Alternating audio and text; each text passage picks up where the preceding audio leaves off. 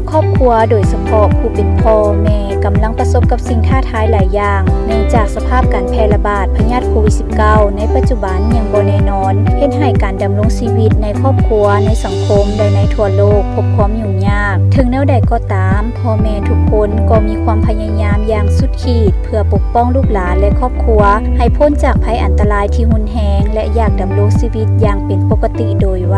ถ้าพ่อแม่ทุกคนยังมีความกดดันวิตกกังวลใจในระยะการระบาดของพยาธิโควิด -19 นี้ท่านสามารถโทรหาสายด่วนโดยบ่เสียค่าขอคำปรึกษาขอความช่วยเหลือทางด้านจิตใจจากศูนย์กลางสาวนุ่มประชาชนปฏิวัติลาวโทร 97721042 55774438 23999629 และ